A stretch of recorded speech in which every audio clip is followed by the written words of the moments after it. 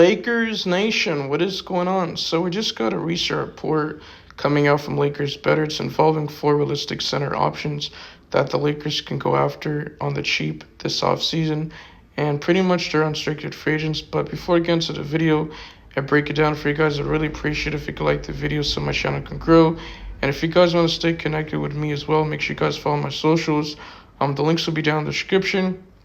And turn on the notification bell so you guys stay updated. I do post daily, if not almost every single day, 365 days. So let's get back into this video. I'm not going to waste too much time. Get your pocket ready. Now, the first player that I do want to talk about that is really realistic is Luke Cornett. He's 7'1". He's legit center, lower center of gravity. He does weigh about 250 pounds. So he has a size, he has a weight. He's actually bulky, but as a backup center, I don't mind him. As a starter, then that would be concerning. But let's be honest, he's more of a reserve. And he did average around 6 points per game, 5.3 rebounds, shooting 66.2% from the field.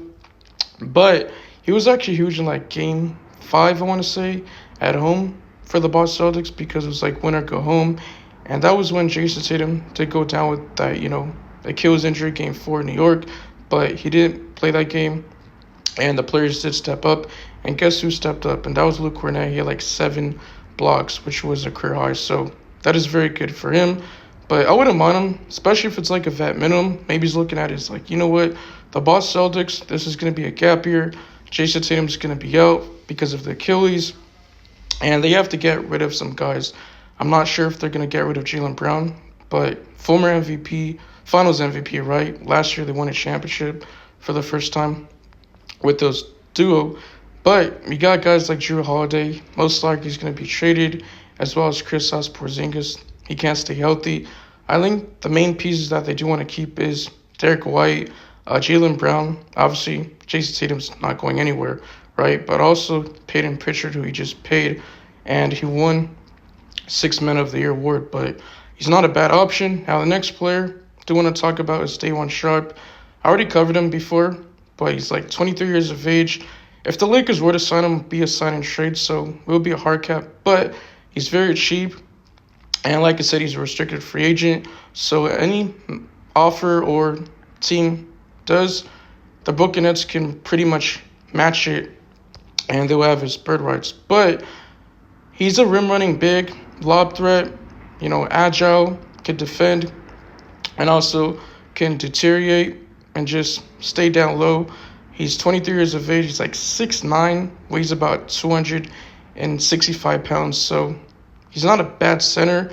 The Lakers did try to trade for him. He was linked to us past trade deadline, but obviously they didn't include him in the Dorian Finney-Smith trade, and we took Shake Milton instead. But he'll be a perfect lob threat alongside, Luka Doncic. I'm not sure if the Lakers are going to go through the draft route development or they're going to go through the trade market, which I wouldn't mind Nick Claxton, maybe a Daniel Gafford from the Dallas Mavericks, but that's here and say Dajuan Sharp could be a Laker. We never know. But Sean Marks has a great relationship with our GM, Rob Pelinka, so we can't count it out. Now, the next player that I do want to talk about is Larry Nance Jr. He is like a third-string center for the Atlanta Hawks. He was part of the DeJounte Murray trade last, offseason. And he's 6'8", 32 years of age. He does weigh about 45 pounds. He is undersized. He is a lob threat from Wyoming. He used to play for the Lakers from 3 seasons, 2015 to 2018. So he's making around $10.7 million. And he's not a great rebounder, but he's not the worst. Now, the Atlanta Hawks are running Onyeka Okongwu majority of the season as a starter. And then he got players like Clint Capella, who they were trying to trade over in the trade deadline, but they wound up keeping him. So he's expiring contract. He's making around $20+ million. So I could definitely see him gone.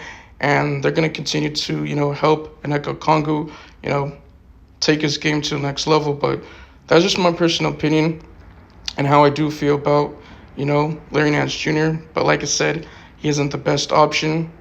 Like, he's cheap, he's cool, he's all right. Now, the last option that I do want to talk about is Precious Achiuwa. He's like 6'8", 6'9", weighs about 243 pounds.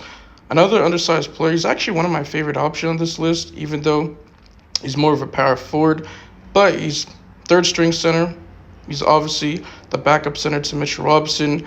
And the career cut, all-star caliber player, Conley Towns, was just receiving a lot of, hate because of his defense, especially in the series against Indiana Pacers, being exposed. But offensively, very good threat, three-point shooter, can space out the floor.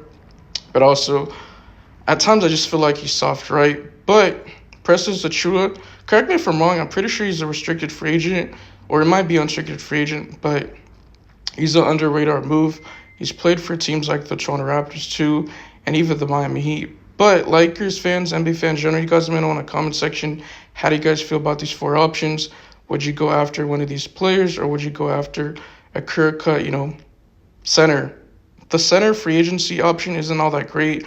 Starting with Miles Center, he's the top of the list, but I think the Indiana Pacers are going to be willing to pay him unless he wants to take more money, or unless they don't want to pay him what he wants.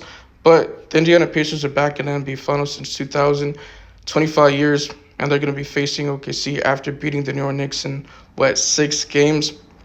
And he really stepped up. He's the longest tenure for the Indiana Pacers. He's played 10 seasons. And then you got guys like Brook Lopez, but I would just pass. He's a former Lakers, regress. He's not the same player that he used to be. As a backup, he'll be okay. One of the better, shot blockers in the league. But defensively, he's not the same player.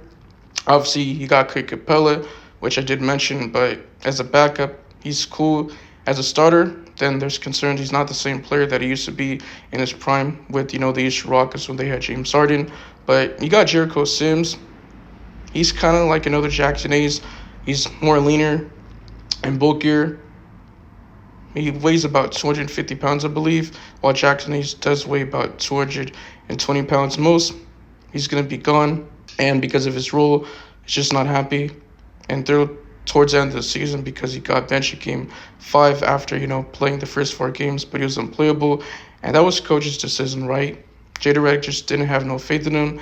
And we just couldn't see, Alex Len, he wasn't touching the court. Christian Coloco, Trey Jemison didn't play. They weren't playoff eligible. So the Lakers were pretty much going small with Dorian Finney-Smith, LeBron James, and Rui Hachimura, and also running Jared Vanderbilt. So Lakers fans, NBA fans in general, you guys let me know in the comment section, how do you guys feel about these 4 options? But once again, I appreciate you guys. Keep liking, keep sharing, and follow my socials if you guys want to continue to stay, connected or updated on videos daily, 365 days. And I'm out of here. Peace.